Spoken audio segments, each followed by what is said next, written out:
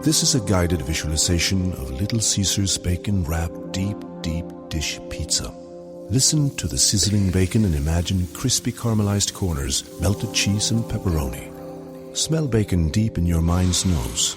Wrap your dream pizza in over 3.5 feet of bacon. You reached pizza harmony. Now come get your large bacon-wrapped deep dish pizza at Little Caesars for only $12. Available all day, hot and ready 4 to 8. Little Caesars, world's easiest way to pizza. Pizza. At participating locations plus tax. Blog Talk Radio.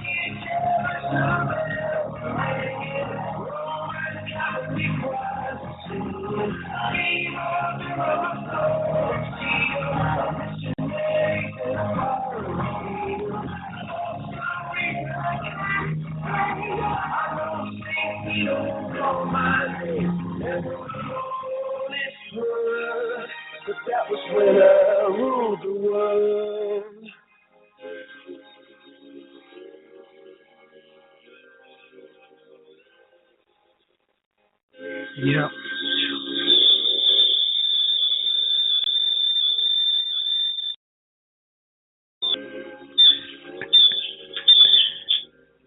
Yeah. Well, welcome, folks, to the Dr. C. Robert Jones Situation Report with me, C. Robert Jones. I was inspired today to play Coldplay's Viva la Vida.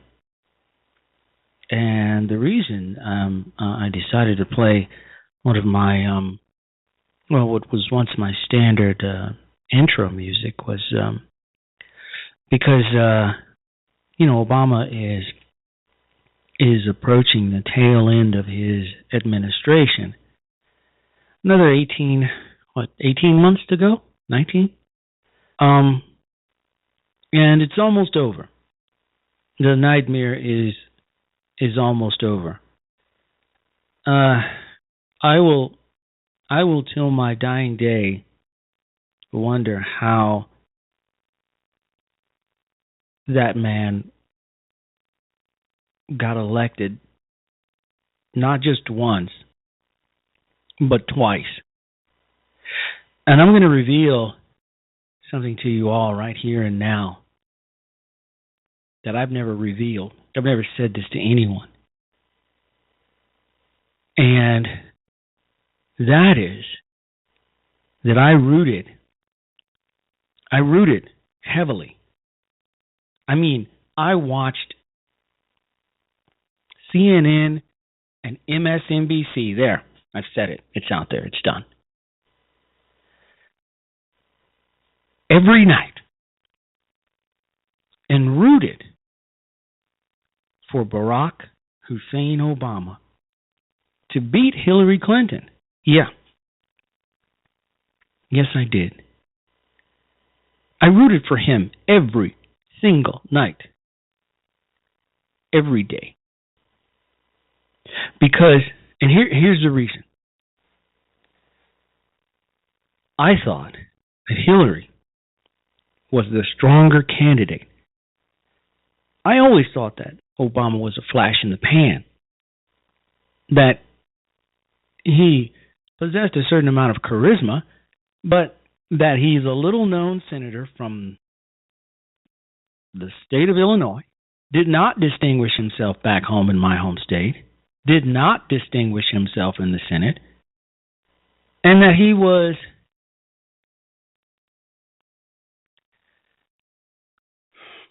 the flavor of the month. But that Hillary, however, was a strong candidate, strong, and she could possibly give John McCain a run for his money that I knew that Obama couldn't do. So I rooted for him. Lo and behold, Obama outsmarted Hillary, trounced her, won the nomination, and won the presidency. Not once, but twice. How does this happen? Twice.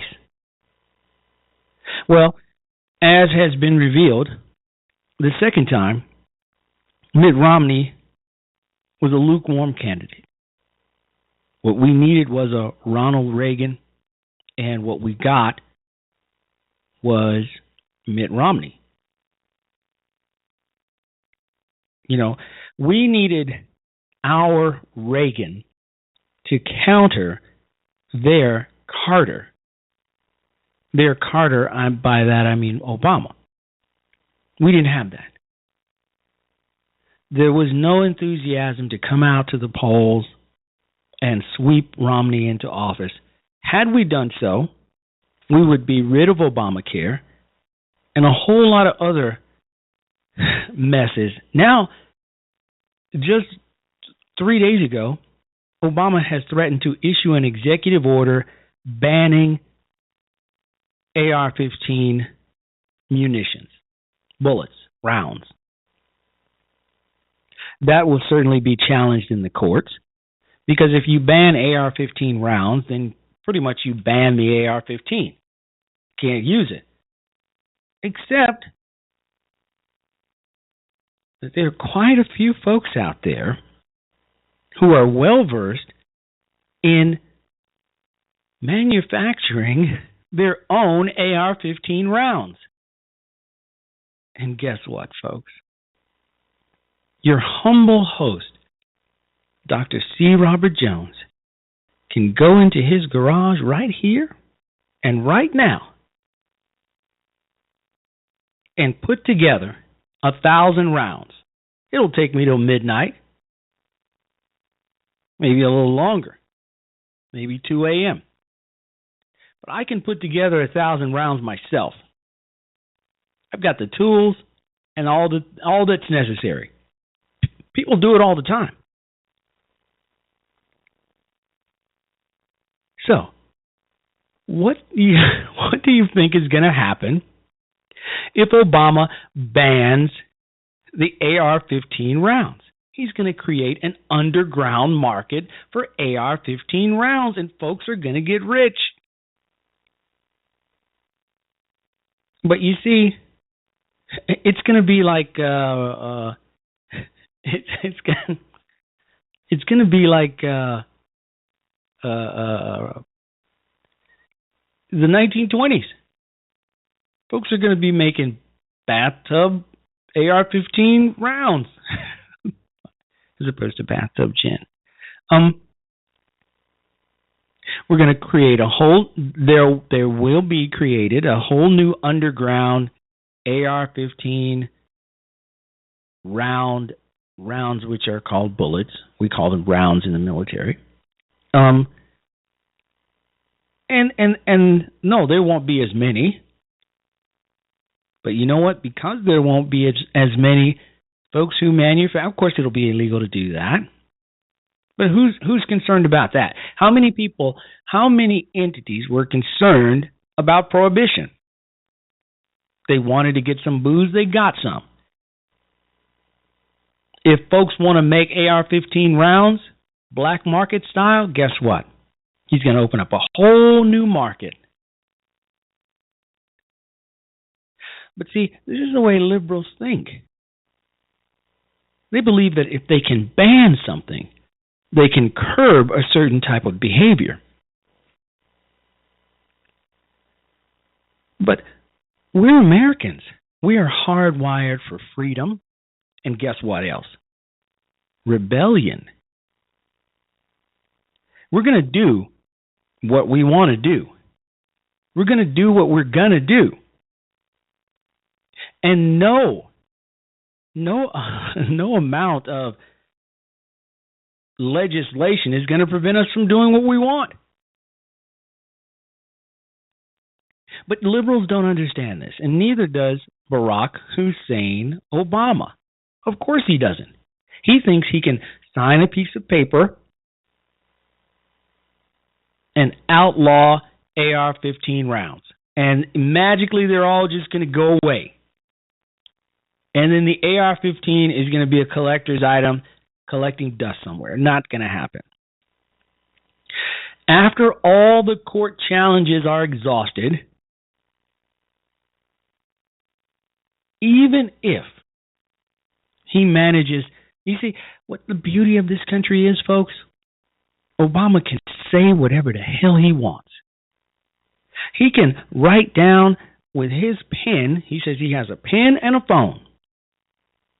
He can use his pen and his phone and it ain't going to make a bit of difference.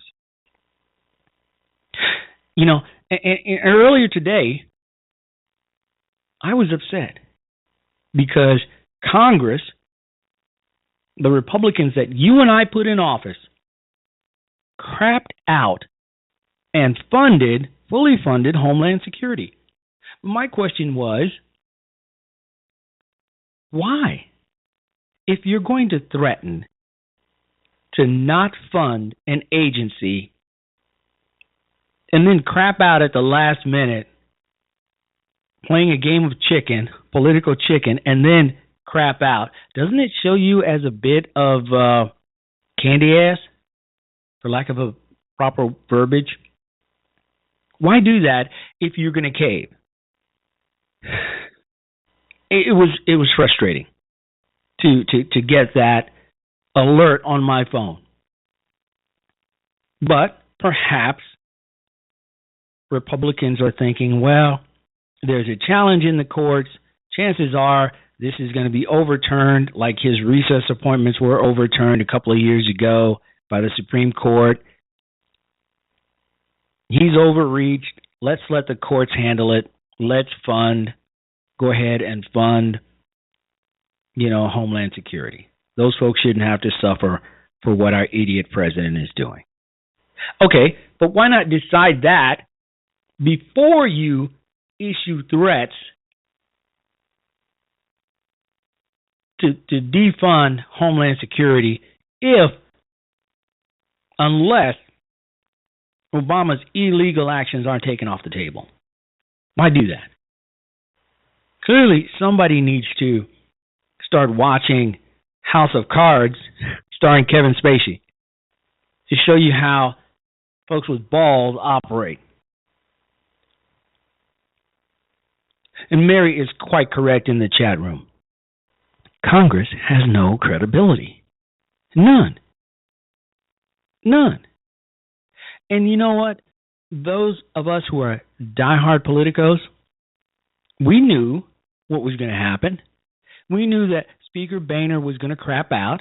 And what gave us the clue? A couple of years ago when he'd break out into tears at the drop of a hat, start crying like a baby in front of the cameras. Right then and there, it told us all we needed to know about the man. He refuses to stand up to the Obama administration. He shouldn't be speaker. He was challenged. He won the speakership for a second time. Okay. The political process played out as it should. What happened to the real speakers of the House? Tip O'Neill's and all the rest. What happened to those guys? They're gone. Ronald Reagan's gone. All gone.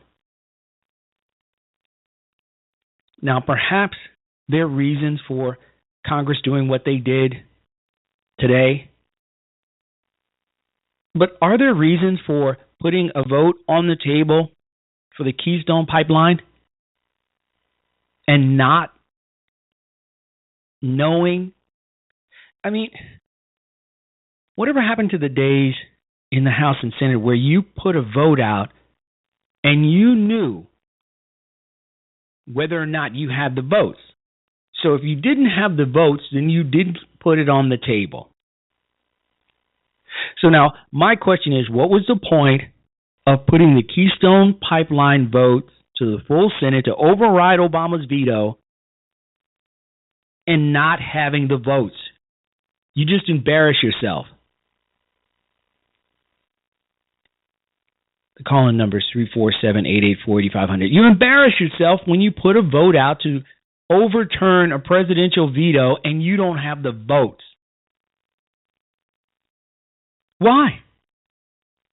Whether we believe in our capacity for self-government or whether we abandon the American Revolution and confess that a little intellectual elite in a far distant capital can plan our lives for us better than we can plan them ourselves. Give us more authority and more ability. All of this talk about rules, we make them up as we go along. A government can't control the economy without controlling people. And they know when a government sets out to do that, it must use force and coercion to achieve its purpose. Put the legislation together to control the people. We go through the gate's closed, we'll go over the fence is too high, we'll pole vault in. If that doesn't work, we'll parachute in, but we're going to get health care reform passed. They also knew, those founding fathers, that outside of its legitimate functions, government does nothing as well or as economically as the private sector of the economy. There needs to be a focus on an immediate increase in spending. I mean, I do think at a certain point you've made enough money. The more the plans fail, the more the planners plan. You're telling me we got to go spend money to keep from going bankrupt? The answer is yes, I'm telling you. We have so many people who can't see a fat man standing beside a thin one without coming to the conclusion the fat man got that way by taking advantage of the thin one. I think there are a lot of very rich people out there whom we can tax at a point down the road and recover some of this money. The trouble with our liberal friends is not that they're ignorant. It's just that they know so much that isn't so. They'll be crying out for public options. It's the cost, I think, of having the kind of America that we want to have. Our natural unalienable rights are now considered to be a dispensation of government. And freedom has never been so fragile, so close to slipping from our grasp as it is at this moment. I don't worry about the Constitution on this, to be honest. What good is reading the bill if it's 1,000 pages? You have to pass the bill so that you can find out what is in it. Those voices don't speak for the rest of us. We'll preserve for our children this, the last best hope of man on earth. There have been times where America's shown arrogance. Well, I think it's time we ask ourselves if we still know the freedoms that were intended for us by the Founding Fathers.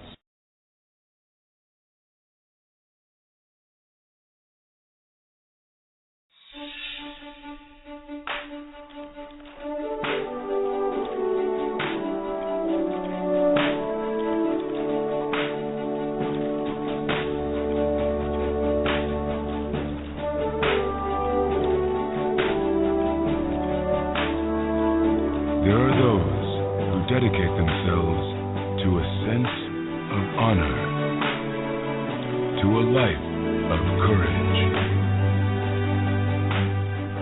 and a commitment to something greater than themselves.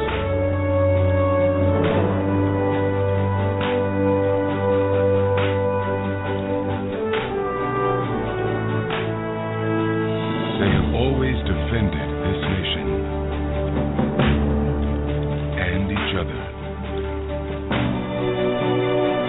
They still do.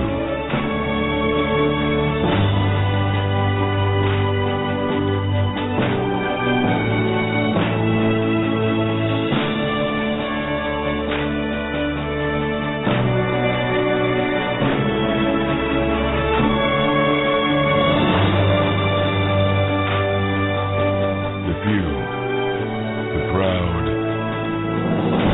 the Marines.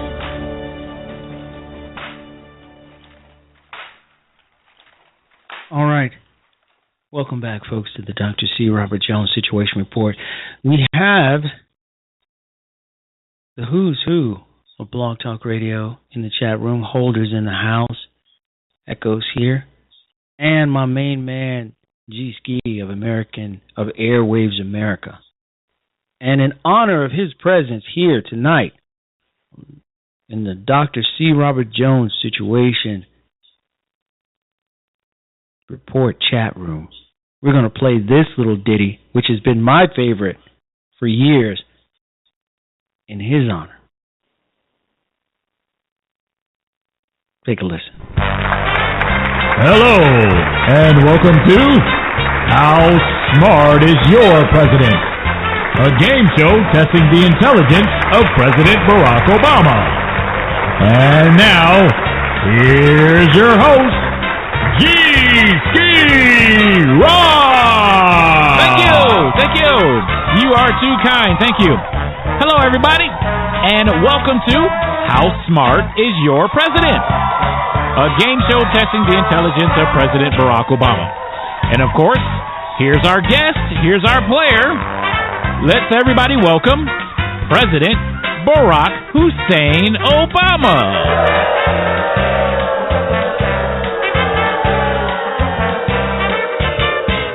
Hello, everybody. Welcome to the show. We want to thank you for hanging out with us. Welcome to How Smart is Your President? Testing the intelligence of President Barack Obama. Our player for today, of course, the President of the United States, Barack Hussein Obama. Now, we went over the rules backstage. The game is very simple. We're going to ask you a series of questions, and you hit the fancy buzzer to answer the question. And we're going to start off right now.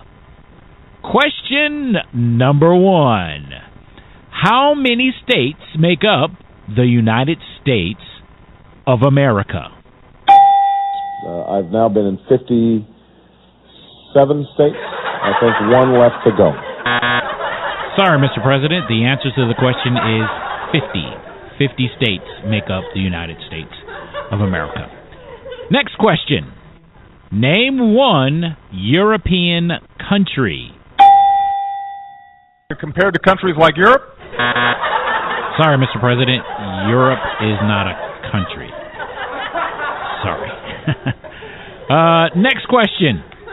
What is one of the treatments for asthma? A breathalyzer. Or inhalator. Not a breathalyzer. Sorry, Mr. President, you meant to say inhaler. Inhaler was the answer that you were looking for. All right, next question. Okay, as the President of the United States of America, recite for me the First Amendment of the United States Constitution. I guess. Hold on a second. So I'm sorry. Wait. Don't start. Hold on. Sorry, Mr. President. Time's up.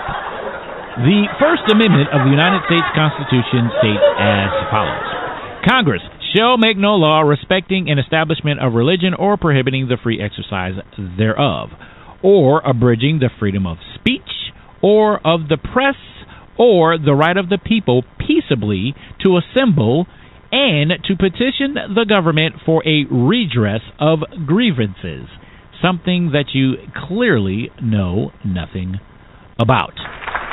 Anyways, moving on. Last and final question, Mr. President. Name the Mexican holiday in the month of May. The Cinco de Cuatro. Sorry, Mr. President, that was the wrong answer. You said 4 of 5. The answer to the question is Cinco de Mayo, the 5th of May. That is the correct answer, and you are wrong again. Well, that's all the time that we have, folks. I want to thank you for listening. Thank you for tuning in. Catch us next time when we play How Smart is Your President? Testing the intelligence of President Barack Obama. I'm your host, G-Ski Rocks, and I'm out of here. Peace out, y'all.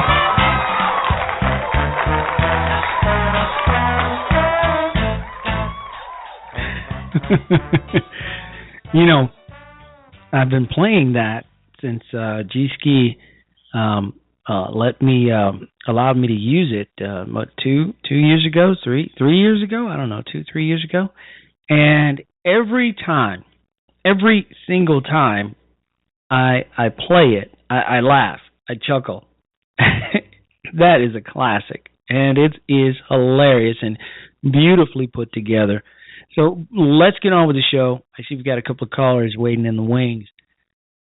In an article taken, my topic here, is it okay for Obama to ignore the Constitution, is taken from an article in the American Thinker, posted on March 3rd. And it goes on to read this. Dear Leader Barack Hussein Obama thinks it's permissible to rewrite federal statutes like immigration laws and ObamaCare, employer mandates, and sign-up deadlines. Examples.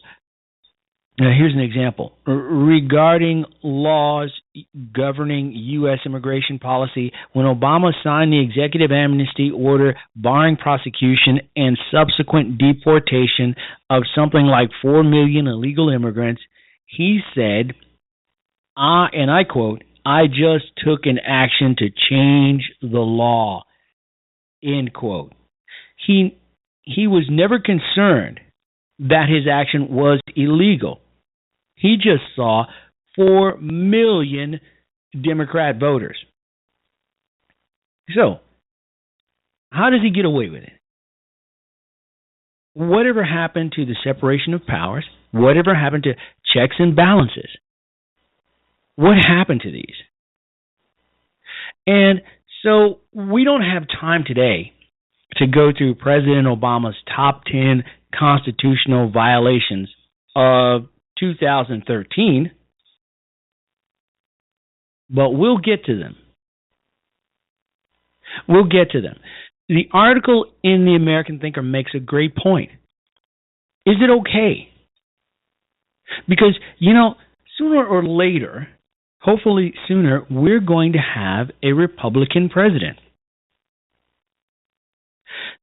would it be okay to all my listeners out there, be you Democrat or Republican, for President Obama to take, our new president, let's say he is President Rubio.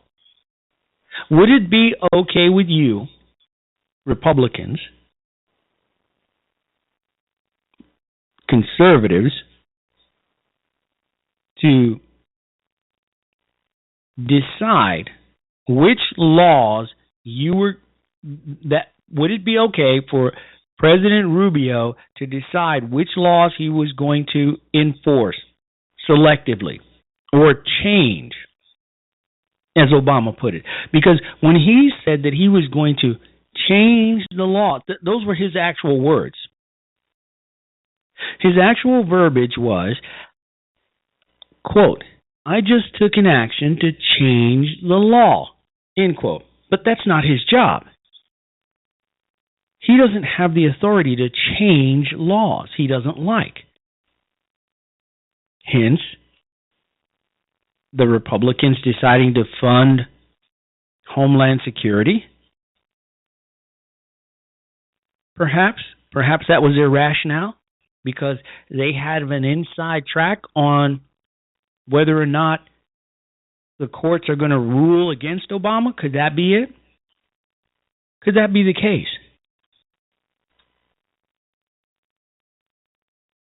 See, our caller's not in the queue anymore, just listening, so we're not gonna pull them up right now. But once we get a caller in the queue, then we'll go ahead and put them on. Wait, all right, they're back. Caller, you're on with the Dr. C. Robert Jones Situation Report. What do you think? Hi, it's Karen from Idaho. Karen from Idaho, there she is. What do you think about all this, Karen? I have a math question for you. Oh, my goodness. Go ahead. Talk about it. Okay, I'm not good at math, but if A equals B and B equals C, then A must equal C, right? Yes. Okay. So I was thinking about this the other night, and you're always comparing Obama to Nero, King Nero, right? Mm-hmm. And from my research, the Antichrist symbol is 666, and people have said that 666 can be affiliated with Nero's name. Follow me? Yes. Okay, so if 666 equals Nero and Nero equals Obama, does that make 666 equals Obama? I don't know, Obama's Karen. the Antichrist.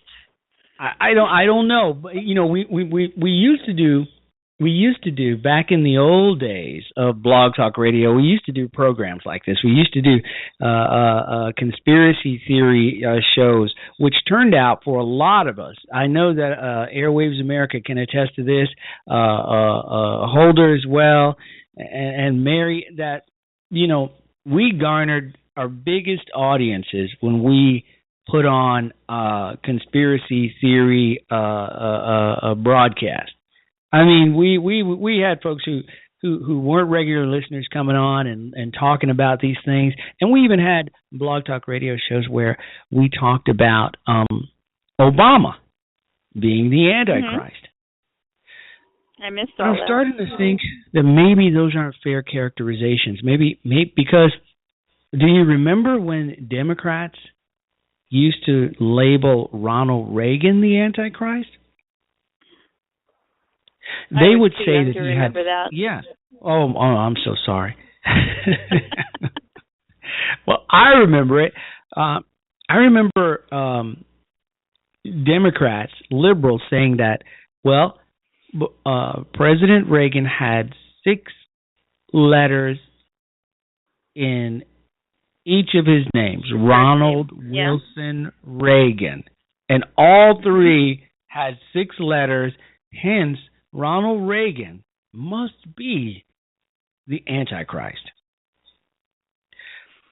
Frankly, Karen, Obama just seems to be too stupid to be the Antichrist.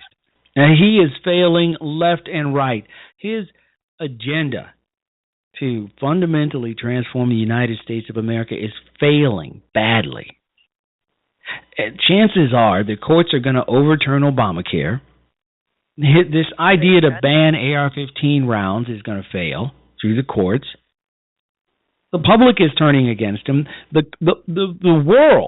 world leaders across the globe are turning against Obama, disrespecting him at every turn. ISIS has threatened to come to the White House,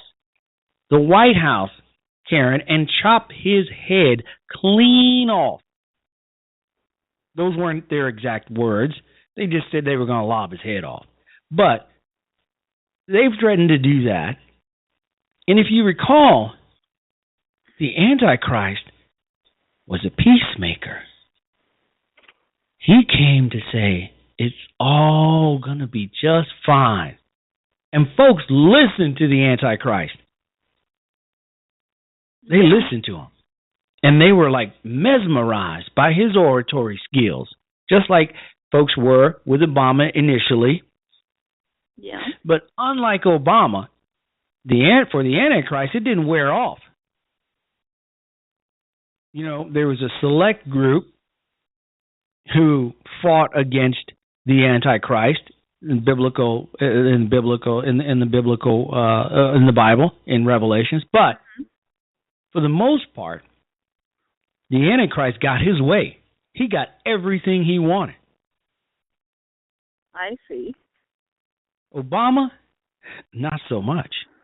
He had 2 years. You see, Karen, the Antichrist had 7. Mm-hmm. There were 7 years of peace. Obama had 2 years of relatively getting what he wanted, even though he had both houses of Congress. And after that, it all went south for him. It all went downhill. He's no more than a talking head that very few are listening to. And as much as the media is still kissing his butt, the average citizen here in the United States sees through all of that. Leaders across the globe see through all of that. Because if you remember, Karen, if you remember your biblical scripture.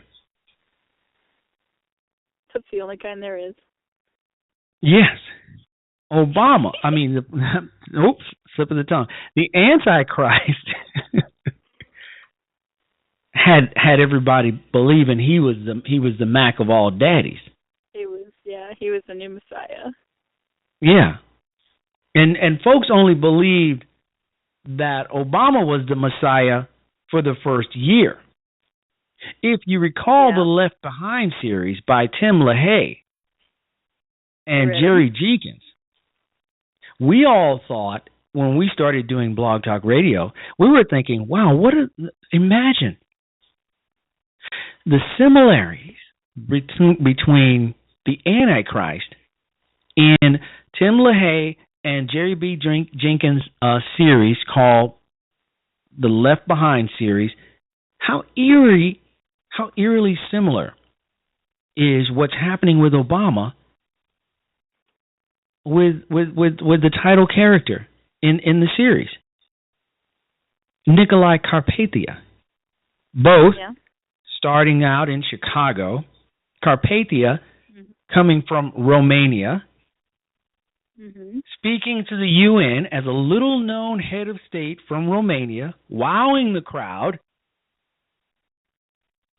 Obama speaking to a little-known senator from Chicago, wowing the crowd at the UN, just like the character in the Left Behind series.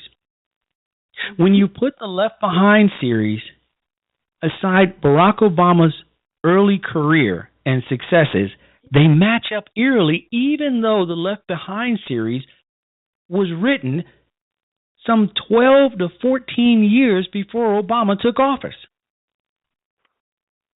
But unlike the series, Karen, Obama is falling flat on his face after 6 years in the White House because Americans weren't fooled.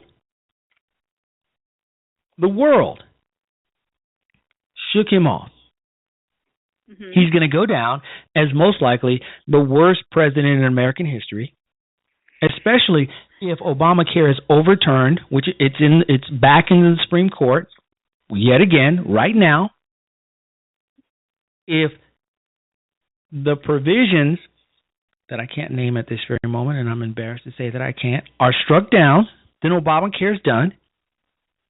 If his signature, his illegal action on immigration is thwarted, then that's done. He's done there, and he's got about 19 months to go. What's going on with Petraeus right now?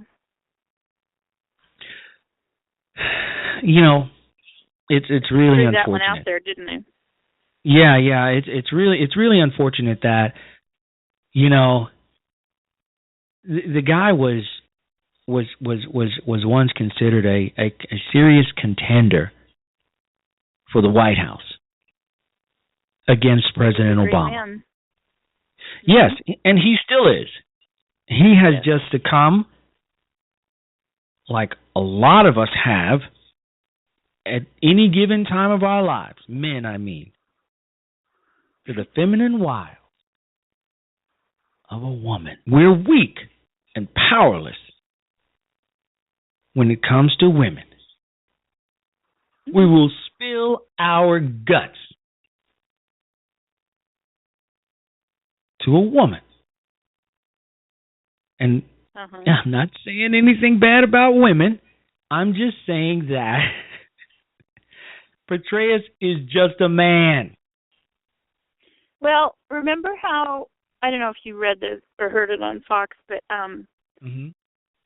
he had privy to see the Benghazi cover-up and all that, but they told him to keep his mouth shut or else they would charge him with a felony over that mistress book. As you well know, Karen, being once married to a United States Marine, those of us with secret and top secret clearances, even those with confidential clearances, we sign a document that binds us to secrecy. Okay. And until such documents and our secrets are declassified. Right. And if we break that oath, that vow, then we're subject to severe punishment, including imprisonment, forfeiture of pay and allowances, loss of rank, all of that. Less dishonorable discharge. And of course, a dishonorable discharge, which would swiftly follow. Now, I myself have been in a situation where a lady friend wanted to know where I was going and when I would be back, and I had to say, I have no earthly idea. I don't know.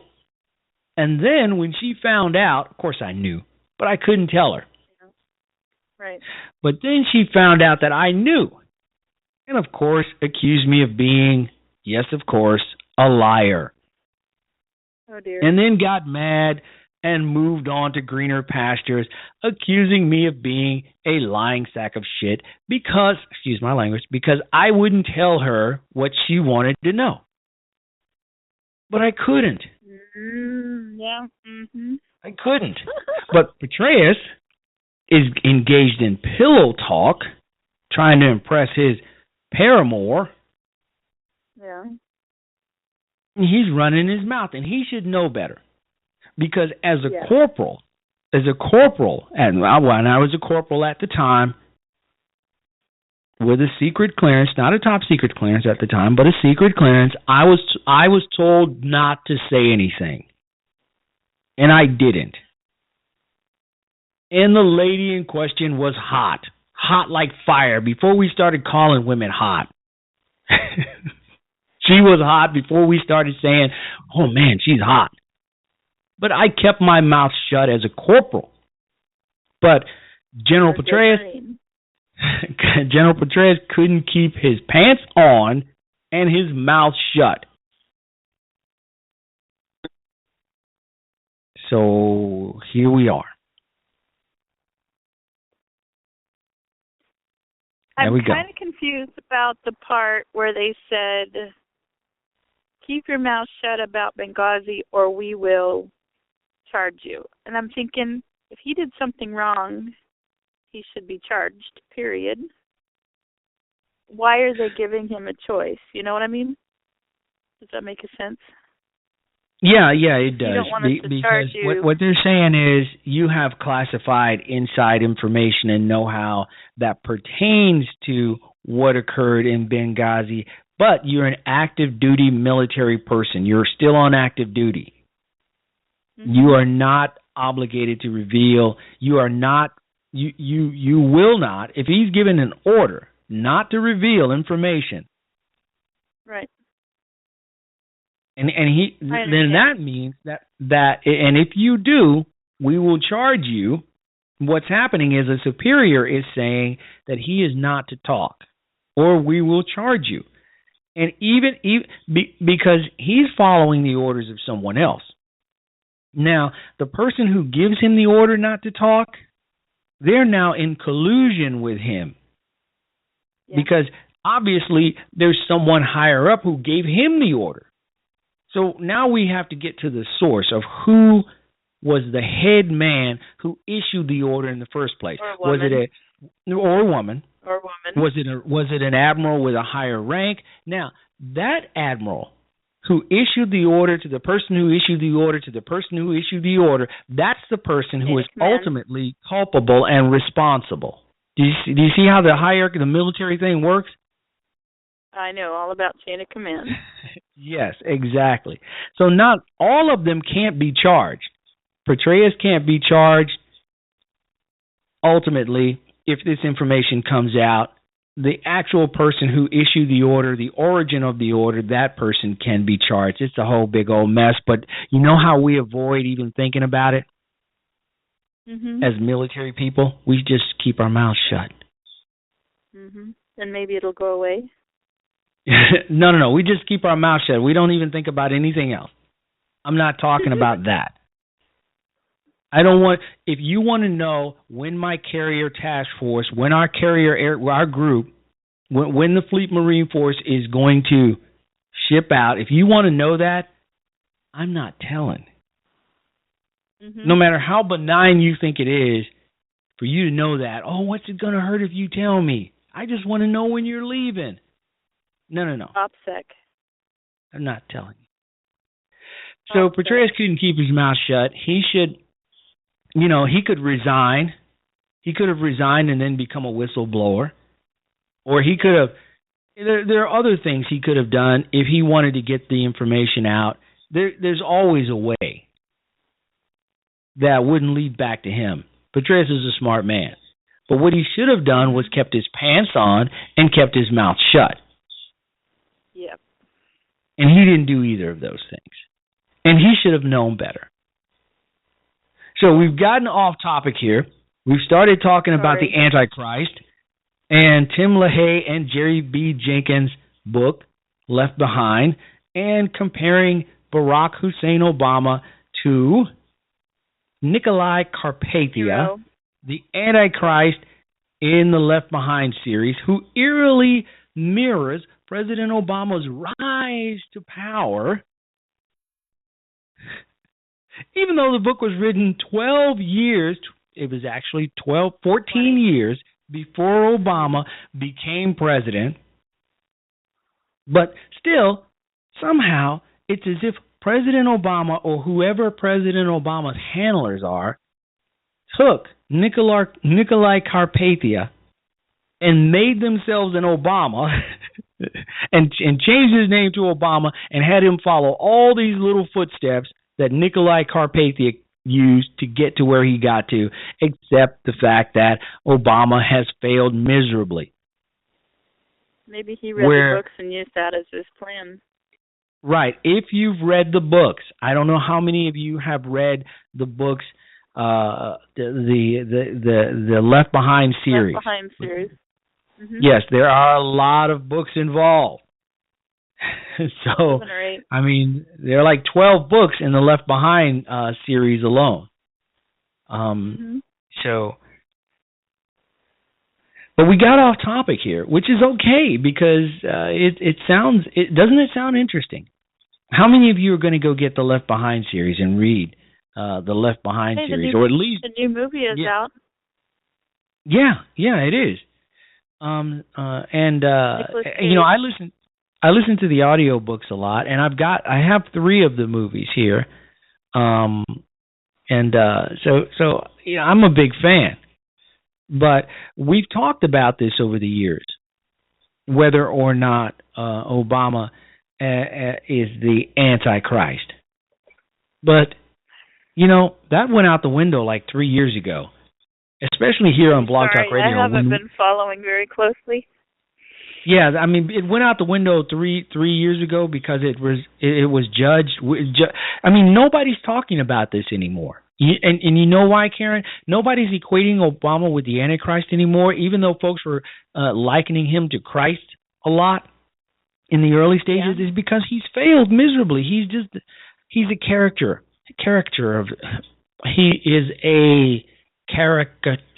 of himself. There we go. And maybe I need some water or something. He's a dumbass. The Antichrist can't be this stupid.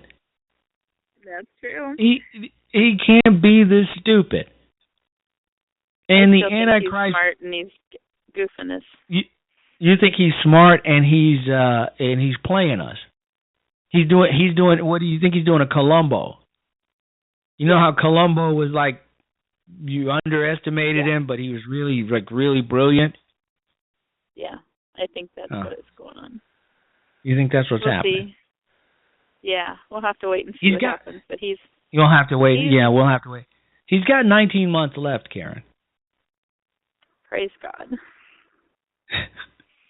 There's not much more. And you know what?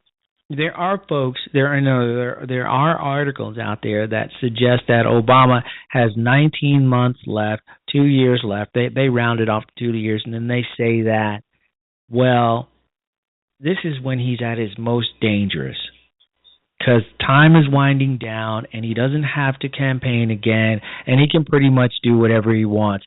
But you know what? You and I... kind of becoming a loose cannon. A lot of us conservatives have been concerned about this for years. But here's the thing. Obama is he's teeing it up for us next year. He's teeing it up for us to take the White House and to change every stupid thing he does. Like the executive action that he's putting out there and the threatening to ban assault weapons ammo. All of this stuff.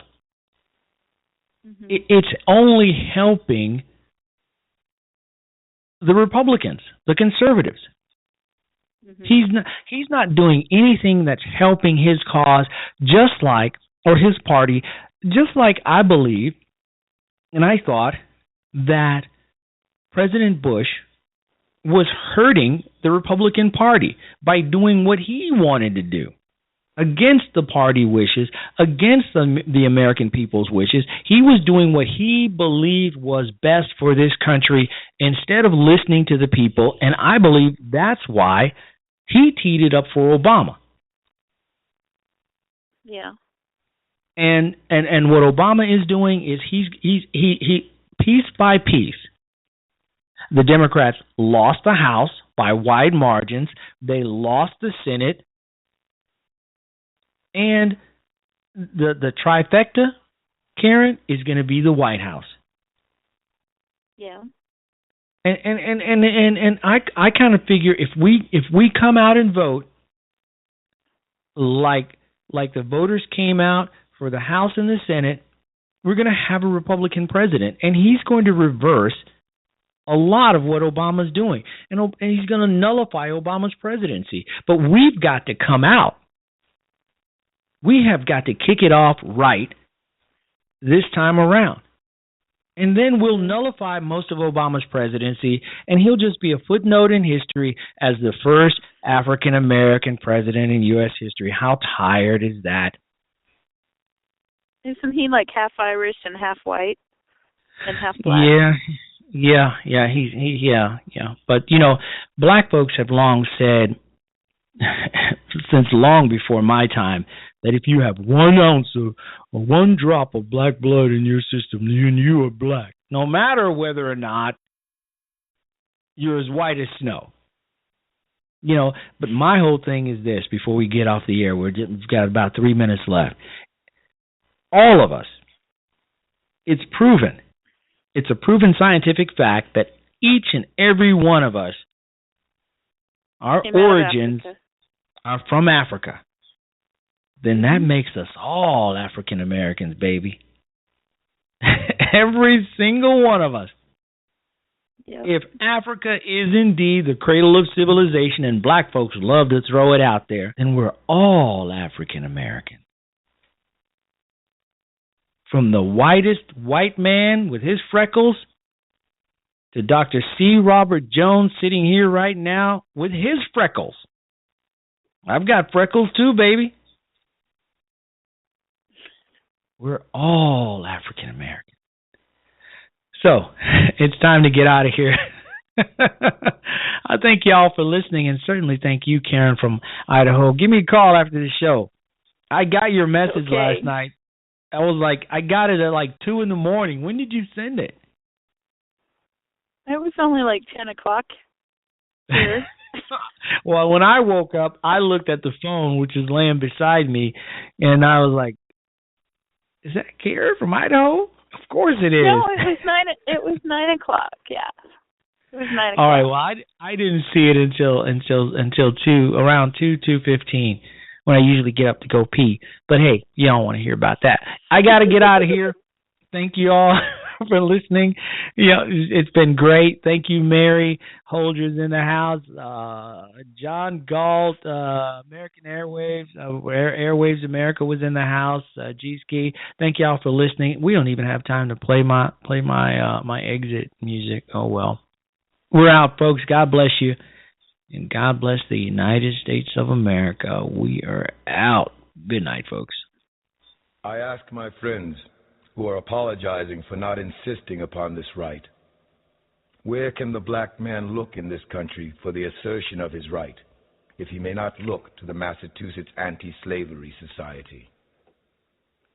Where, under the whole heavens, can he look for sympathy in asserting this right, if he may not look to this platform?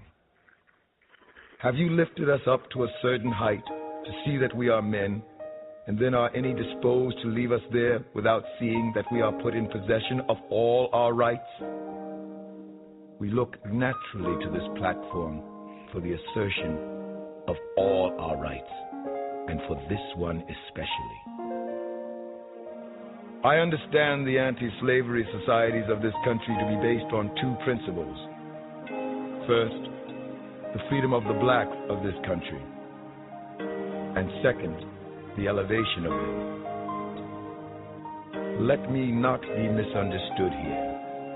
I am not asking for sympathy at the hands of abolitionists, sympathy at the hands of any. I think the American people are disposed often to be generous rather than just. I look over this country at the present time, and I see educational societies, sanitary commissions, freedmen's associations and the like, all very good. But in regard to people of color in this land, there has always been more that is benevolent, I perceive, than just manifested toward us. What I ask for the black man is not benevolence, not pity, not sympathy, but simply justice. The American people have always been anxious to know what they shall do with us. Everybody has asked the question and learned to ask it early of the abolitionists. What shall we do with the black man? I have had but one answer from the beginning. Do nothing with us. Your doing with us has already played the mischief with us. Do nothing with us. If the apple will not remain on the tree of their own strength, if they are worm-eaten at the core, if they are early ripe and disposed to fall, then let them fall. I'm not for tying or fastening them on the tree in any way except by nature's plan. And if they will not stay there, then let them fall. If the black man cannot stand on his own legs, then let him fall also. All I ask is, give him a chance to stand on his own legs. Let him alone. If you see him on his way to school, let him alone. Don't disturb him. If you see him going to the dinner table at a hotel, then let him go. If you see him going to the ballot box, then let him alone. Don't disturb him. If you see him going into a workshop, just let him alone. Your interference is doing him a positive injury. Let him fall if he cannot stand alone. If the black man cannot live by the line of eternal justice, the fault will not be yours. It will be his who made the black man and established that line for his government. Let him live or die by that. If you will only untie his hands and give him a chance, I think he will live. He will work as readily for himself as the white man. Now, a great many delusions have been swept away by this war. One was that the black man would not work. He has proved his ability to work. Another was that the black man would not fight, that he possessed only the most cheapest attributes of humanity, was a perfect lamb or an Uncle Tom, disposed to take off his coat whenever required, hold his hands and be whipped by anybody who wanted to whip him. But this war has proved that there is a great deal of human nature in that black man, and that yes,